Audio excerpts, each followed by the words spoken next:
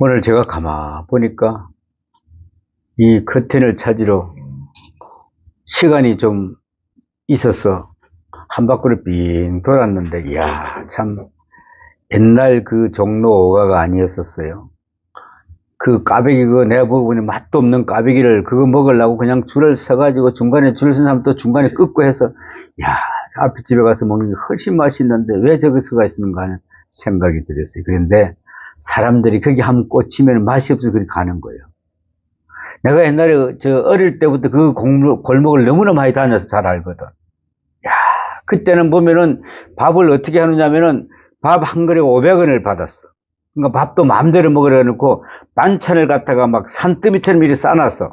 그래, 그걸 툭툭 해가지고 고추장에 비벼가 그냥 이렇게 먹으면 됐거든. 가니까 외국인들이 그쪽으로 앉아서 먹고 있는데, 야, 그래, 저게 맛이 있을까? 라는 생각을 해보게 했어요. 그래서 오늘 우리의 결단과 허실은 무엇인가? 뭘까요? 여러분, 세상에서 가장 슬픈 일은 속는다는 것이죠. 내가 저 사람에게 참 쏘갔다, 배신당했다, 이게 제일 속상하죠, 그죠? 이것은 불신에서 오는 아픔이기 때문에, 그러니까 우리는 처음부터 기대하지를 않아야 됩니다. 믿지 않았다면 별 문제가 있지 않습니다. 하늘처럼 믿었던 사람이 배신을 당할 때도 적어도 이 일만은 확실하다고 생각했던 것이 잘 안 되었을 때 정말 가슴이 찢어지는 아픔을 느끼게 됩니다. 오늘 우리 전도사님이 예고 조금 안 했다고 속상해가지고 막 그냥 우락부락 하잖아. 그래, 이게 조금만 해도 우리는 속상하는 거예요. 근데 이것까지도 우리는 버려야 돼. 그래, 하나님께서 무슨 뜻이 있겠다. 그래, 내가 오늘 이걸 딱딱 접으면서 그래서, 그래, 이것도 그냥 덕덕 붙이라 그러지 말고 이렇게 하나하나 너네들 정성을 들여서 그래 해야 되는가 하고 딱 생각. 그래서 참 감사하다. 이것도 감사하다. 그러니까 우리가 감사하면은 한없이 감사한 거예요. 그런데 중요한 것은 자기 자신에게 쏘으면서도 아픔이 없다는 겁니다. 내 자신에게 쏘고 있다는 거예요, 여러분. 참, 여기에 우리가 더 큰 비극이 있습니다. 다른 사람을 믿었다는 이야기가 아니라 자신을 믿었는데 결국은 쏘은 것으로 끝나고 말았다면 얼마나 괴롭겠습니까? 내 자신을 쏘았다고 생각할 때. 현대의 인들은 결정적인 죄악과 자기 소멸의 원인이 바로 여기에 있습니다. 자기 스스로에게 쏟고 있다는 것을 모르고 있기 때문에 그렇습니다. 사실 내가 믿을 만한 존재가 못 된다는 것을 여러 번 경험하고 또 경험하고서도 아직도 믿고 있기 때문에 쏟는 것입니다. 그러므로 그 언젠가는 쏟았다는 아픔을 겪어야 할 것입니다. 아무튼 쏟는 것은 괴로운 것입니다. 돈에 쏟고 친구에게 쏟으며 사랑하는 사람에게 쏟고 있습니다. 그러나 그중 가장 심각한 것은 자기에게 쏟고 있다는 것이 제일 심각한 겁니다. 나도 모르게 내 자신이 쏟고 있는 것을 알 수가 있습니다. 무엇인가 좀 아는 줄 알았는데 이제 보니까 아무것도 아니었다. 내가 그래도 뭐 좀 할 수 있었는데 아무것도 아니었다. 여러분, 내가 할 수 있는 것을 가서 보면은요, 정말 0.2 콜마도 들어갈 데가 없어요. 근데 그걸 좀 안다고 아는 척해요. 아는 척. 무엇이 좀 가진 줄 알았는데 이제 와서 보니까 결산해 보니까 아무것도 가진 거 없습니다. 전혀 아무것도 없는 존재를 발견할 때에 얼마나 실망하고 괴로워집니까? 정말 괴롭습니다. 여러분, 혹시 이 세대를 원망하고 비판하게 될 수는 없습니까? 아까 내가 오면서 잠깐 이 1층에 들었는데 그 아주머니가 있어요. 그래서 발가락은 좀 어떻습니까? 목사님, 큰 병이나 보니까 큰 병원에 갔더니 수술을 안 해도 된다 그랬습니다. 그러니까 다 나은 것 같죠? 그렇죠. 그것도 자신이 쏟고 있었던 거예요. 좀 아프니까 쏟고 있었던 거예요. 근데 큰 병원에 가서 이거 안 놔도 이거 수술 안 해도 돼. 그러니까 그냥 안 아프더라는 거지. 본인이 조금 아프면 내가 이래서 이해가 좀 쓰니까 여기 위암이 또 걸리지 않을까. 이게 또 배가 이래 아프면 요즘 대장암이 또 걸리지 않을까. 이 간이 좀 이렇게 썩하면, 나 또 간암인가? 야, 뒤가 요 아프면, 야, 치장암이 걸리지 않는가? 야, 우리 다 썩고 있는 거야, 이게 전부 다. 그러면서도 뭐 자기가 알기는 몰라. 아무것도 아는 것도 없어. 그 내가 오늘 그 아주머니 보고, 내가 새벽마다 기도를 하거든. 왜 당신들 부부의 기도가 나오는 거 모르겠어. 그러니까 예배드리고 예수 믿어. 그랬더니 더 이상 대답을 안 해요. 그래서 내가, 그래서 일단 오늘도 내가 복음은 전한 거구나 생각을 하게 됩니다. 그렇습니다. 정말 믿질 못할 것은 자신임을 알아야 합니다. 내 자신을 내가 못 믿습니다. 나 자신도 믿을 수 없음을 알면서 왜 다른 사람에게만 믿을 만한 존재가 되어 주기를 기대하는 것입니까? 나는 저 사람을 꼭 믿어. 나도 나를 못 믿으면서 누구를 믿습니까, 여러분? 물론 우리가 모두가 문제입니다. 그보다 더 가장 심각한 것은 자기 자신의 문제입니다. 내 마음도 내 뜻대로 못하면서 다른 사람의 마음을 내 뜻대로 하겠다니 얼마나 모순된 일입니까? 내 자신이 불신의 가장 큰 원인임을 우리는 맹심해야 됩니다. 오늘 본문에는 우리가 잘 아는 예수님의 제자 베드로라는 인물이 나옵니다. 그는 12 제자 중 맹실공이 수제자입니다. 뿐만 아니라 그의 이름은 본래 시몬인데 주님께서 베드로라는 소중한 이름을 지어주었습니다. 베드로는 반석이라는 뜻을 가진 굉장한 이름입니다. 그리고 천국 열쇠를 주겠다는 주님의 허락도 받았습니다. 그런데 조그마한 시험 앞에서 그는 행편없이 무너지고 말았습니다. 반석은 고사하고 조약돌 만한 믿음도 없는 사람처럼 못나게 구렸다는 것입니다. 여러분, 우리가 그렇지는 않습니까? 나는 믿음이 있다고, 나는 예수를 믿는다고, 나는 정말 하나님의 딸이라고 아들이라고 했는데 내 믿음이 정말 있는가 한번 생각을 해보시기 바랍니다.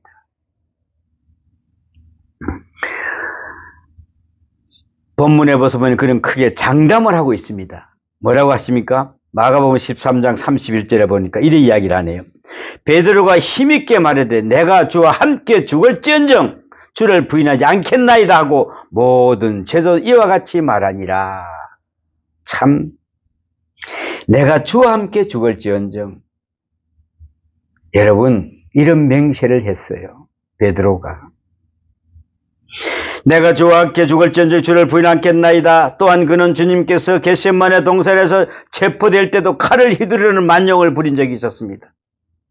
그래서 말코의 길을 뚝 잘라버리는 만행을 저질렀습니다.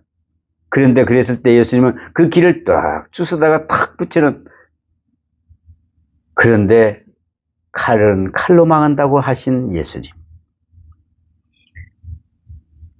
그러나 대제사장 뜰에서 예수님이 재판을 받으실 때는 한 모퉁이에서 벌벌 떨면서 작은 계집종에게 주의 제자임을 강하게 부인할 뿐 아니라 맹세하고 저주까지 하는 비겁한 사람임을 드러내고 있는 것을 볼 수가 있습니다. 우리의 모습이 그리 아닐까요? 우리는 어떤 모습일까요? 이때에 예수님의 연대로 닭이 울자 주님의 말씀을 기억하면서 몹시 괴로워합니다. 야, 얼마나 속이 찔렸을까요? 네가 닭이 들분 울기 전에 나를 부인하려 3번이나 그것도. 자, 베드로가 괴로워한 것은 무엇 때문입니까? 세상을 탓할 것입니까? 아니면 로마 병정이나 그 계집종이 무서웠다는 것입니까?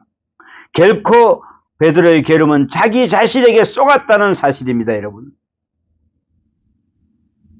자신이 이렇게 비참하고 한심스러운 인간인 줄을 진작에 몰랐습니다. 스스로에게 쏘갔다는 아픔을 진하게 전율하고 있다는 것을 볼 수가 있습니다. 그는 죽을지언정 주를 부인하지 않겠다고 생명까지 그랬는데 왜 부인했습니까?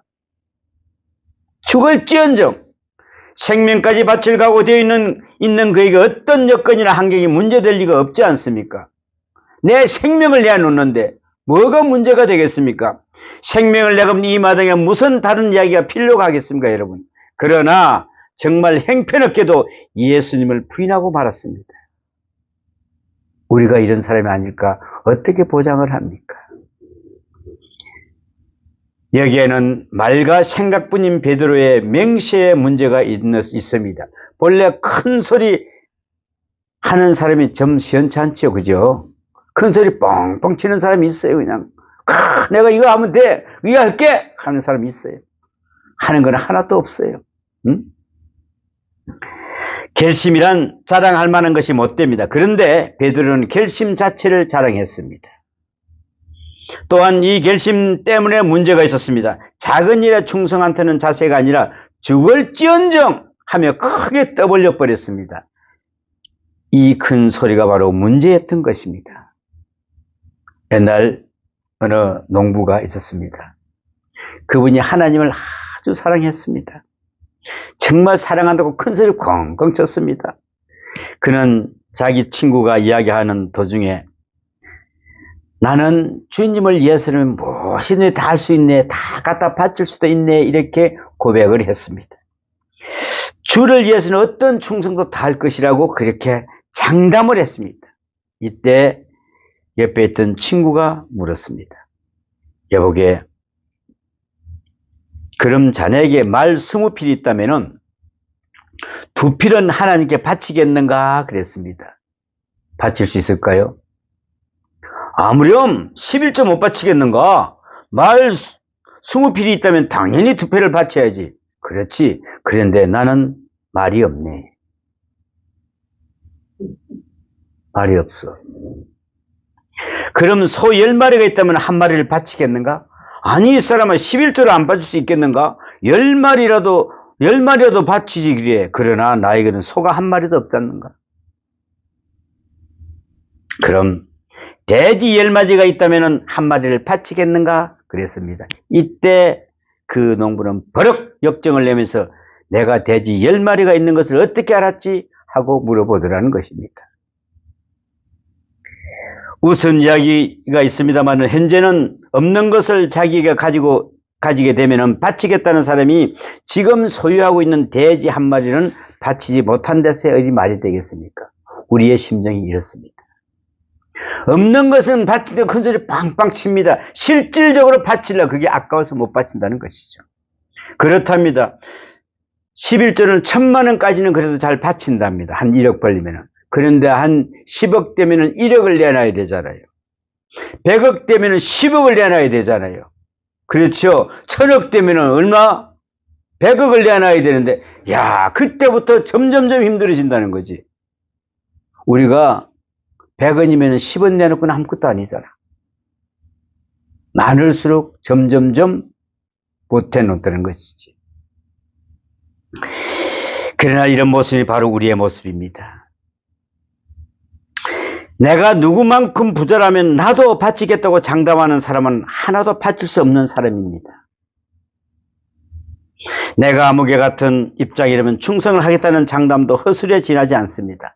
말부터 하는 충성, 맹세는 믿을 게 못 된다 그랬습니다. 오늘 본문의 베드로도 죽을지언정이라고 목숨까지 건 엄청난 맹세를 했습니다마는 결국은 말과 생각뿐이었고 실제와는 거리가 먼 것임을 금방 드러나게 된 것을 알 수가 있습니다. 그러면 베드로의 이 결심이 왜 무너졌는가를 우리는 생각해 봐야 됩니다. 왜 무너졌을까요? 이 결심이. 첫째, 그의 무지 때문입니다. 마태복음 20장 20절에서 23절을 쭉 읽어보면 예수께서 십자가를 지시기 위해서 비장한 각오로 예루살렘으로 올라갑니다. 이 길에 제자인 야곱과 요한이 따르면서 그들의 어머니를 통해서 이 나의 2 아들을 주의 나라에서 하나는 주의 우편에 하나는 주의 좌편에 앉게 명하소서라고 부탁을 드리게 됩니다. 이때에 예수님은 내가 마시려는 잔을 마시겠느냐 하고 이해하기 어려운 말씀을 하셨고 야곱과 요한은 그 의미를 몰랐지만은 그냥 무조건 나도 마시겠습니다 그랬습니다. 쉽게 대답했습니다. 질문의 뜻을 모르면서 쉽게 대답하는 그들은 주님을 책망하지 않으시고 친절하게 말씀하십니다. 너희가 내 마시는 자를 마시려니와 내 좌우편에 앉는 것은 나의 줄 것이 아니라 내 아버지께서 누구를 위하여 예비하시든지 그들이 얻을 것이니라. 아버지께서 하나님께서 믿는 그들이 얻을 것이다 이 말이지. 그들이 모르고 대답은 했지만 결국은 12제자 중에 야곱이 제일 먼저 목배임을 당하는 순교의 자리에 섰습니다. 그의 말대로 제일 먼저 주의 잔을 마신 것입니다. 예수님은 제자들에게 늘 말씀하시기를 나를 따라오려거든 자기 십자가를 지라 그랬습니다. 자기 십자가를 지고서야 내 제자가 된다고 강조하셨지만은 이들은 이 십자가를 추상적으로만 이해했습니다. 목숨을 버려야 한다 그랬습니다. 자기를 부인하라. 말씀들은 상징적으로 간접적으로 생각해서는 정신적 차원으로 받아들인 것입니다. 정말 그것이 실제적인 십자가의 사건으로 다가올 줄은 몰랐던 것입니다.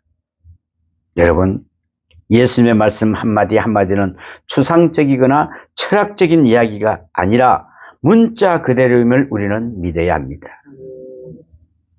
십자가를 지라는 말씀은 문자 그대로 십자가란 말입니다. 그런데 베드로는 이걸 모르고 지금 죽을지언정 하면서 장담을 했습니다.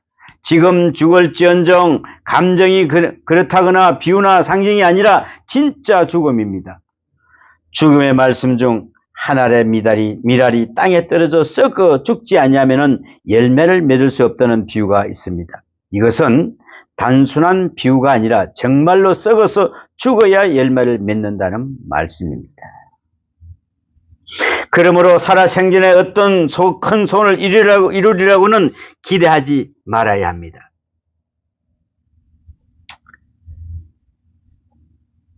우리가 죽었을 때 그 뒤에 열매가 맺힌 것을 문자 그대로 믿어야 합니다. 썩지 않으면 그 뿌리가 나지를 않지요.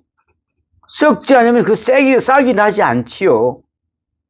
전에도 제가 말씀드렸습니다마는 옛날에 제암리 쪽에 일본 경찰들이 와서 이 교회에 제대로 예수 믿는 사람이 있는가 보자고 확인하러 왔어요. 그때 당시 한 20 몇 명이었답니다. 성도들이. 그런데 일본 순사가 와가지고 예수님이 십자가상을 딱 바닥에 놔놓고 침을 뱉고 욕하고 하는 사람은 살려줄 것이고 만약에 거기다가 옆으로 지나가든지 예수님 소리만 하면 다 죽일 것이라고 그랬습니다. 그리고 한 사람 한 사람 나오면서 보니까 예수님이 십자가 그 초상에 침을 뱉고 이 나쁜 놈하고 전부 다 지나가더라는 거죠. 한 사람, 두 사람, 제일 마지막에 나이 많은 권사님 한 분 탁 오시더니 그 침을 뱉고 더러운 그 초상을 자기 가슴에 탁 닦고 예수님, 우리가 이렇습니다. 그걸 그냥 콕 한 거 꽉 울고 그때 그 일본 순사가 여기에 예수 믿는 사람이 이 한 사람뿐이 없네. 걔 그 사람만 살려줬다는 거예요. 우리는 살려면 죽고 죽으려면 삽니다. 우리는 너무 간단한 몇 분어치도 안 되는 희생을 하고서는 열매가 없다고 야단을 한다는 것입니다. 우리가 무엇을 기대하는 것입니까? 아직도 내 목숨이 살아있으면서 말입니다. 썩어져야 열매 맺는다고 주님께서 말씀하시지 않습니까? 이 말씀 한마디 한마디를 사실 그대로 받아들일 수 있어야 한다는 것입니다. 요한복음 13장 37절에 베드로가 이르되 주여 내가 지금 어찌하여 따라갈 수 없나이까 주를 위하여 내 목숨을 버리겠나이다 라고 이야기합니다. 주를 위하여 목숨을 버리겠나이다 하고 간곡하게 묻는 장면이 있습니다. 내가 지금 따라올 수 없으나 후에는 따라오리라는 주님의 말씀 속에 아직도 베드로는 내가 진리를 추상하고 알고 있으나 후에는 알고 따르리라는 뜻이 내포되어 있는 것입니다. 나는 알고 따라가겠습니다. 어디로 가면 됩니까? 라고 말하고 있는 것입니다. 두 번째로 보면은 자기 의지를 믿었기 때문에 그렇습니다. 본문에서도 알 수 있듯이 예수님은 베드로 자신보다는 베드로를 더 잘 알고 있었습니다. 이런 입장에서 예수님은 닭이 2번 울기 전에 내가 나를 3번 부인하리라고 구체적으로 알려주십니다.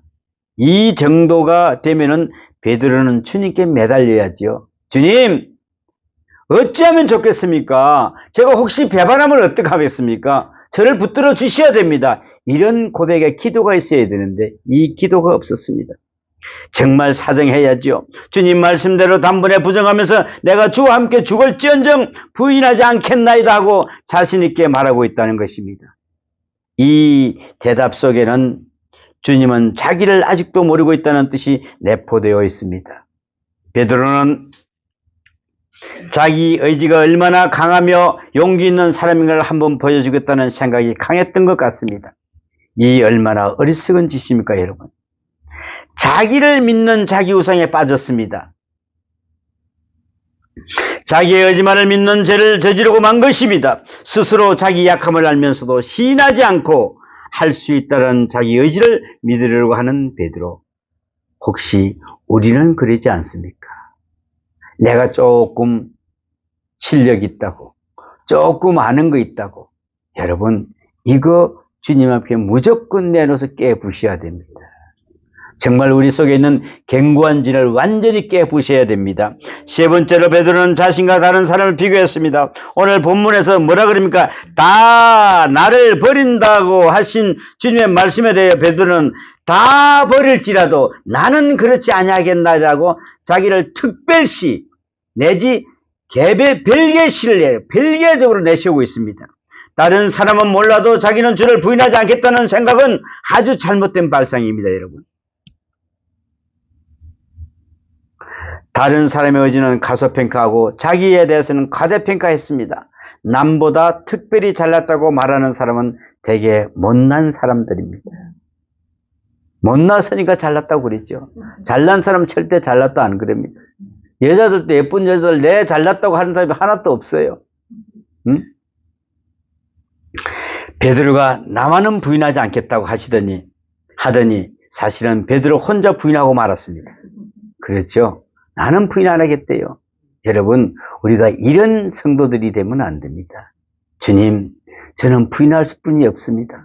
그러나 그걸 주님께서 붙들어주지 않으면 안 됩니다. 이런 고백이 나와야 됩니다.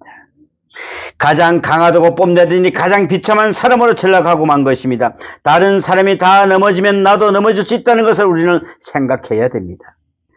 그래도 안 넘어진다면 그것은 하나님의 은혜지요. 마찬가지로 교회에서도 다 함께 찬송을 부를 때는 같이 불러야 합니다. 유별나게 또 혼자서 부리지 않는 사람들이 있어요. 입을 꾹 다물고 참 기가 차. 자기를 별개시하거나 보통 사람이 아니라고 생각하는 사람들 때문에 문제가 있는 것입니다.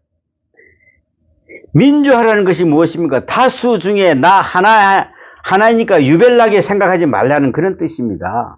그렇지 않습니까? 유별난 것이 없습니다. 오히려 겸손한 마음으로 모든 사람들이 나보다 더 낫다는 것을 생각해야 됩니다. 저는 그리 생각하니까 너무나 감사했어요. 어저께도 전도사 설교를 하는데 어떤 목사님은 설교를 그래 하면 됩니까? 목사님, 우리도 다 그랬어. 근데 왜 그 사람 별거 생각하지 마. 나는 그 사람도 존경스러워. 왜? 올라가서 설교를 하고 있는 그 자체도 대단해. 근데 왜 비판을 하기는. 근데 그것도 이게 모든 게 감사라면 다 감사가 되는 거예요. 그래. 내가 저때 처음에 올라가서 어떻게 했을까? 처음에 설교를 하러 나오면은 설교 원고를 봐도 원고가 안 보인다는 거, 읽을 수도 없다는 거예요. 안 보이지. 그래서 우리는 정말 겸손한 마음으로 다른 사람이 나보다 낫다는 생각을 늘 생각해야 됩니다. 저 사람은 나보다 나은 사람이다. 다 그렇지 않습니까? 나는 오늘 보니까 1층에 그분보다 내 발가락이 싱싱하니까 내가 훨씬 나은 사람이요. 목발 짚고 다니면 얼마나 힘들겠어. 응? 아침에 항상 가면은 이 양주거리 휠체어 끌고 뒤에 부인이 따라가시는 분이 있어. 나는 저 사람 비해서 얼마나 내가 건강하고 대단한 사람인가. 늘 감사해야 되는 거예요. 응? 넷째는 결단은 쉬우나 실천하기 어려운 것을 정말 미처 생각하지 못했습니다. 우리는 결심은 쉽게 할 수 있습니다. 그러나 실천이란 얼마나 어려운 일입니까? 실천. 아테네의 어느 국경일에 연극이 있었답니다. 많은 지성인들이 모여서 관람을 하는데 한 노인이 들어왔었습니다. 그는 아주 교만한 헬라 사람들이 자리를 양보해 주신가 하고 기다려 보았답니다. 그랬더니 서로 양보하기를 서로 미뤘더랍니다. 네가 좀 해, 네가 좀 해. 그런데 스파르타 한 사람이 벌떡 일어나면서 자리를 내줬다는 것입니다. 그때 노인은 헬라 사람들은 선한 일이 무엇인가에 대한 지식은 참 많습니다. 그러나 스파르타 사람은 선한 일을 실천한 능력이 많습니다 하고 말했다는 것입니다. 이는 아는 것만 가지고는 안 됩니다. 실천이 뒤따라야 된다는 것입니다. 정말 우리는 아는 것 가지고 안 됩니다. 자기 머릿속에 가득 들어있으면 뭐 하겠어요? 저번에 제가 전철을 타고 올라오는데 젊은 친구가 쓰고 나도 섰어요. 그런데 섰더니 자기가 다리가 아팠는가 봐. 일어났더니 그리고 문 딱 감아버려. 내가 일어서라 소리 안 할 텐데. 아이고 젊은이 그럼 좀 앉으세요 그럴 텐데. 미안하기는 미안했던가 봐 그래도.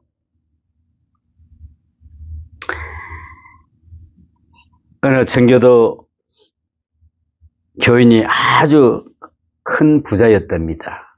많은 사람들이 그를 존경하고 그에게 와서 지혜를 배우기도 했습니다. 그래서 한 젊은 사람이 와서 찾아와서 물었습니다.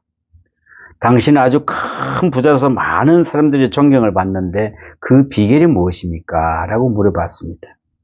그는 자기의 3가지 조건을 젊은이에게 말해 주었습니다. 저는 첫째, 술을 마시지 않을 것이며, 둘째, 고생을 두려워하지 말고 열심히 일하는 것이며, 셋째는 하나님 믿고 만사에 의심을 가지지 않는 것이 자신의 생활 철학이라고 이렇게 이야기했습니다.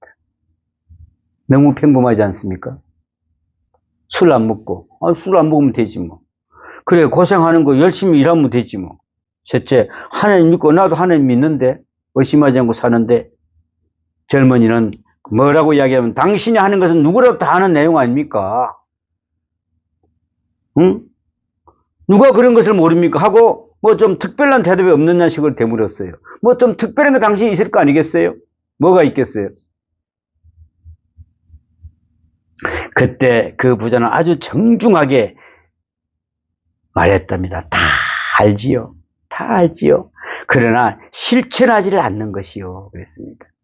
여러분, 알면 뭐합니까? 내가 행동하지 않는데 어디 가서 더럽다 추하다 이거 할 일 하나도 없어요. 여러분 하세요. 저는 지하철에 가서 화장실에 더러우면은 쓰레기 있고 막 있으면 그거 싹 치워가지고 다 집어넣고요. 그리고 내가 싹 일 보고 나와. 하지 않고 더럽다 소리는 하고 있어. 더럽다. 자기는 더 더러운 걸 내가 뱉으면서. 실천하고 하세요. 실천하고. 응? 지성인의 약점이 바로 여기에 있습니다. 알고 있기는 많이 알고 있지만은 정말 실천 안 하지 않는다는 것이죠. 더럽고 냄새난다 소리는 안 해요. 근데 그걸 딱지를 안 해. 이제는 하세요. 내가 다음에 이제 지하철에 이런 거 있으면 내가 일부러 이거에서 난 주머니에 휴지를 항상 넣고 다녀. 뭐 있으면 좀 닦으려고. 그래서 닦고. 그런데 실천에 가서는 정말 우리는 제로입니다. 정말 교수라고, 국회의원이라고, 야, 그거 좀 닦으려면 닦겠어요? 안 닦습니다. 조그마한 것 하나도 제대로 실천하지 못하니까 아무것도 무선성이 아무것도 없다는 거죠. 한번 실천하기란 정말 쉽습니다만은 지속적으로 하기란 너무나 어렵습니다. 사랑도 약속하기는 쉬워도 실천하고 지속하기 너무 어렵습니다. 사랑한다 그러면서 기다리는 것 그 자체도 짜증내. 좀 늦어지면 좀 어때는. 늦게 오는 사람은 더 힘들어. 그죠? 자기는 약속도 너무 뛰어갔는데 근데 왜 늦게 왔느냐고. 야, 참. 그렇구나. 나 같으면 그래 늦게 오는 사람은 오직 답답해. 야, 그래 고생했어요. 뛰어오다 고생했겠다. 이렇게 이야기해야지. 그걸 내 기분에 맞추려고 하는 모든 사람은 아직도 내 기분에 맞추려고 그래. 내 급이나 맞추지 마세요. 우리는 좀 더 낮아지면서 남들 실천에 맞춰보세요.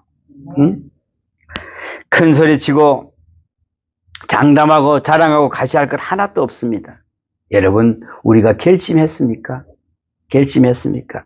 이 결심 앞에서 우리가 겸손해야 됩니다. 겸손 없는 결심은 무산으로 끝나는 것입니다. 장담을 했는데도 기도가 따르지 않으면 그 장담 역시 숲으로 돌아가고 맙니다. 기도하세요.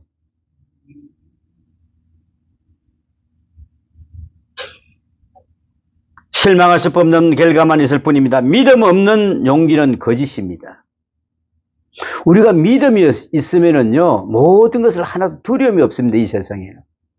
믿음이 있으면 이 세상 모두가 내 것입니다. 여러분은 하나님의 자녀잖아요. 이 세상을 창조하신 그분의 자녀예요. 근데 다 내 것인데 전부 다 나무 소리인들 덜덜덜 떨고 있어요. 하나님, 저걸 그냥 잠깐 걸어놨던 거예요. 오늘도 그 길을 가니까 내 옷을 많이 만들어 놨더라고. 내 음식도 준비를 다 해놨어. 야, 그래서 이 진수성찬을 준비해 놨구나 하면 쭉 돌아보고 하나님 도면 금고의 문만 딱 열어주면 내가 가져오면 되니까. 다 내 거잖아. 얼마나 편해. 근데 이렇게 생활하면 전부 다 내 거예요, 이게. 근데 자, 저걸 진짜 먹고 싶다. 먹고 싶다. 안 주는 건 하나님이 열쇠를 아직까지 열지를 못하고 그러는 거. 열쇠만 열면 돼. 그 열쇠에 넣는 건 무엇뿐이 없어? 기도뿐이 없어. 기도하면 되지. 왜 안 돼요? 세상을 원망하거나 다른 사람의 불신을 탓하지 마십시오. 자신에 돌아보고 스스로 믿을 존재가 아님을 깨닫고 완전히 주님께 맡겨야 합니다. 내 마음을 완전히 주님께 맡겨야 됩니다. 그리하여 겸손하고 믿고 순종하고 열심히 기도해서 시험을 이기며 십자가를 짓고 우리는 나가야 될 겁니다. 주님과 함께 십자가를 질 때에 주님과 함께 부활의 영광을 얻게 될 것입니다. 오늘도 주님께서 부활의 영광을 짊어지고 같이 동행하는 삶이 되기를 축원합니다. 기도합니다. 아버지 하나님, 조그만 것 하나도 먼저 실천하는 삶이 되게 하여 주시옵소서. 우리는 한두 번 실천하기는 참 쉽습니다. 지속적으로 하기는 너무나 힘듭니다. 사랑도 약속하기는 쉬워도 실천하기가 지속적으로 하기가 참 어렵습니다. 그러나 우리가 하나님께 기도하고 겸손한 마음으로 실천을 노력해야 하는 그런 삶이 있을 때 주님 저를 도와주시옵소서 하고 고백할 때 주님께서 다 지키고 보호해 주고 이끌어 주실 줄 믿습니다. 오직 내 모든 것을 먼저 주님께 맡기고 우리가 큰 소리를 치는 것이 아니라 주님, 저는 할 수가 없습니다. 그러나 주님이 성령께서 이끌어 주신 대로 가겠습니다라고 고백하는 그런 삶이 되게 하여 주시옵소서. 이 모든 말씀 우리 주 예수님 이름으로 기도하옵나이다. 아멘.